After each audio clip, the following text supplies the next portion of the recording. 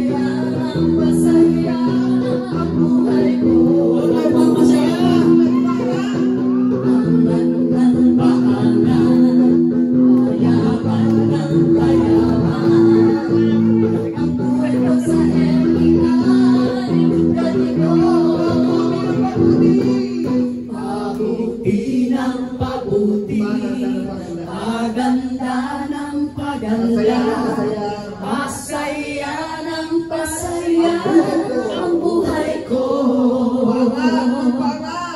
Paangat ng paangat, payaman ng payaman, ang buhay ko kay Kristo ay ganito.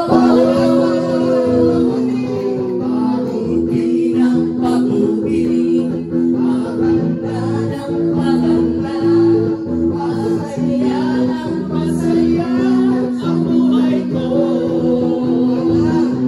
Paangat ng paangat, payaman ng payaman, ang buhay ko sa Kristo ay ganito. Ang buhay ko kay Kristo ay ganito. Ang buhay ko sa Elian. Ano? Ganito.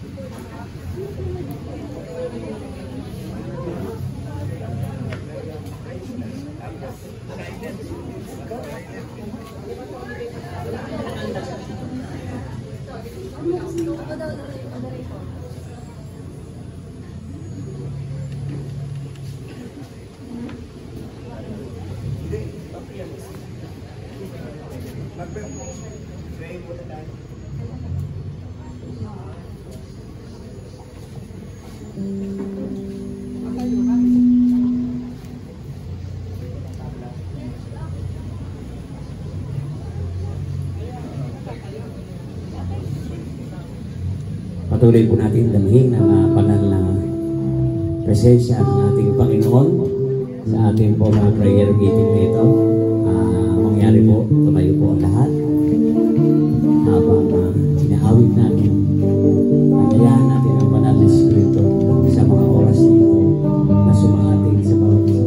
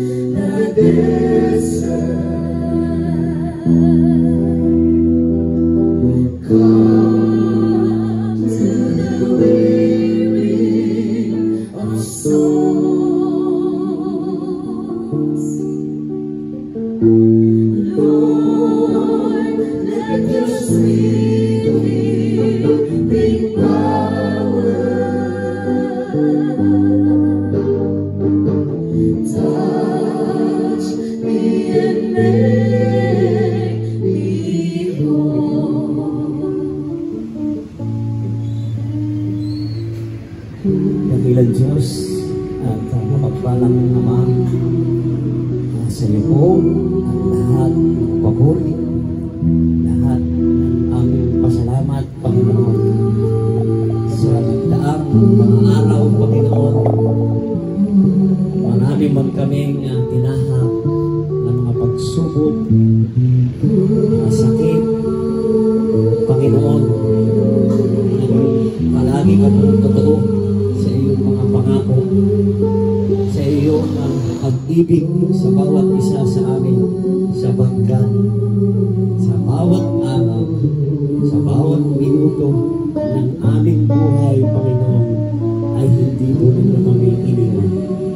Panginoon, nagkaroon man kami ng problema sa aming sambahayan, sa aming mga asawa, sa aming mga anak, maging sa aming kapitbahay, Panginoon, ay hindi nyo hinayaang mag-isa ko po itong lumasin. Maraming salamat, Panginoon. Patuloy mong ipinararamdam sa bawat isa sa amin ang iyong walang hanggang pagmamahal. Maging sa mga oras na ito, Panginoon, naniniwala kami na ikaw ang dahilan kung bakit kami naririto sa lugar na ito. Sapagkat imbis na kung saan kami pumunta, Panginoon, ay niyaya ninyo ang aming mga paa, ang aming spiritual na katawan, ang aming pisikal na katawan. Hindi ninyo hinayaang mapunta sa ibang lugar, kundi sa puok na ito na pinaniniwalaan namin, Panginoon, na kasama ka namin, Panginoon, at ikaw po, Panginoon, ay mangungusap sa bawat isa sa amin. Father God, hiling namin na linisin mo ang aming mga puso, ang aming mga isipan sa lahat ng mga mundong bagay. Nawa, Panginoon, sa mga oras na ito, ang pagtuunan namin ng pansin ay ang mensahe ninyo sa bawat isa sa amin.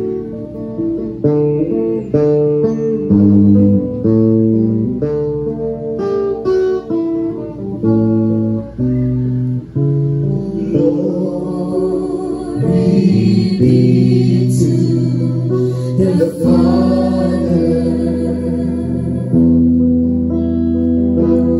Glory be to the Son.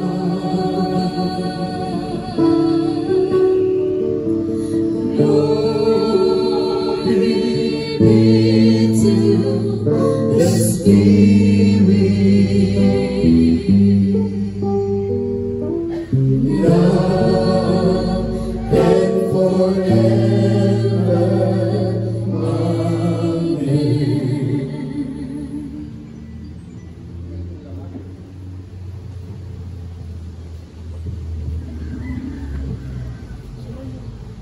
Magandang umaga po sa lahat. Hayaan niyo po muna nating i-welcome ang pagbalik at tumatak sa ating lahat ng nag-iisang gagaling. Yan po ang tumatak sa aming isipan. At ngayon po ay tinatawagan ko si Professor ng National University. Palakpakan po natin, Brother Bot Belbel. Welcome back sa San Isidro Labrador Marriage Encounter Community, bro. Rekoy, ano na? Hindi po magulat po kayo.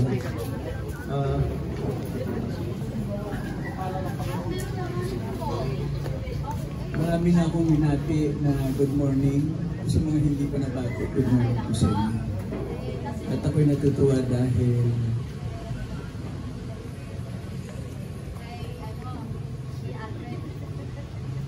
hindi pa kayo naghihiwalay. Sa dami ng dahilan na pwedeng maghiwalay. Nakakatakot lang po kasi. Hindi kagaya ng mga panahon nila Tito, yung panahon nila, no? Na talagang madalas nang mag-away pero mahirapan nang maghiwalay. Hindi kagaya ng mga bata-bata pa, mga 30, 40, delikado pa. At sana po sa inyong pag-aaway, hindi niyo isasama sa inyong pagpipilian ang mga salitang hiwalayan. Amen po ba? Nung panahon nila Tito, ang buhay ay more on mutual dependency. Anong ibig sabihin? Si lalaki kailangan magtrabaho sa labas, si babae kailangan magtrabaho sa loob ng bahay. Ang lalaki kailangan maghanap buhay para may maiabot sa asawang babae. At ang asawang babae kailangan magtrabaho sa bahay para merong tanggapin mula sa asawang lalaki. At pag binigyan ni lalaki ng pera,